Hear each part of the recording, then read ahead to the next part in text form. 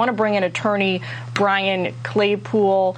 What do you make of this verdict? What do you make of the response we're seeing so far? Hey, Jillian, thanks for having me back. Remember, you and I talked yesterday about this, and I commented to you that question by the jury yesterday about wanting to handle that gun that Kim Potter had in her hand, I thought that portended that there might be a guilty verdict, that favored the prosecution. Why? Because Ted Williams mentioned this as well.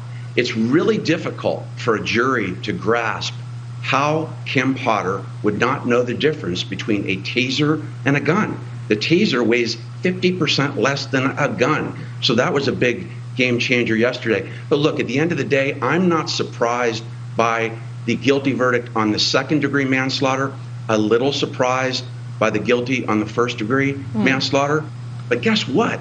The jury sent a message to the entire country that they felt, because I look back at the language in the first-degree manslaughter, and Jillian, it says that the jury found that Miss Potter used such force and violence that death was reasonably foreseeable. That's what this jury found. That is a massive message to the country and to police practices across this country, that if you make a mistake in a non-split-second decision, you're going to have to suffer criminal consequences. This jury really didn't even believe that there was confusion involved. They felt like what Kim Potter did was so grossly dangerous to Daunte Wright. And remember, a young man, like the prosecution did a good job with this. This is a young man that gets pulled over for expired tags. He's not armed. He's not making any threats. He's not assaulting anybody, and he gets shot. And that is not the standard of police practices that we need in this country, Jillian. And I think that's what this jury is saying, that this, we get it. Kim Potter, great witness. She's sorry for everything. She connected with the jury. Well, guess what? Connecting with the jury is not enough. You take a badge, you serve 26 years on the force, you've got to do a better job. That's what the jury said today. Well, and at the heart of the prosecution's argument throughout this trial has been essentially to say that she was a highly trained officer.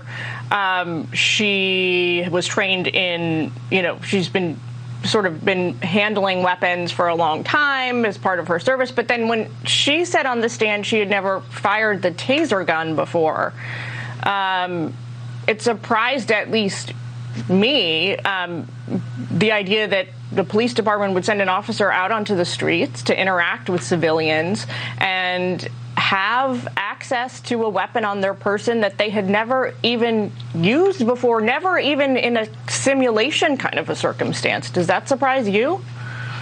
That's a great point, Jillian. And it goes one step further. Do you remember when she was questioned on cross-exam? Remember when she was asked also, hey, do you recall being trained for what's called long-form use of a taser? Because that's important in this case. If she thought she had a taser, she could have shot from further away. Remember what she said? I don't remember. I don't even recall being trained on that. I mean, she came off very disconnected in terms of her training, her level of experience. How do you not know that? That's really important, Miss Potter, for this jury to hear. Yes, I was trained on this, and I know how to use a taser, like you said. You've never used a taser? But even bigger than that, Jillian, this jury really, I think they viewed this entire encounter from the totality of the circumstance. What do I mean by that? Well, this was almost like a social experiment. Think about it. Kim Potter's in that car. She's trying to train somebody. Oh, I wouldn't even pull this car over, but we're going to pull him over. And like Ted Williams said, he made a great point. You and I talked about this point yesterday.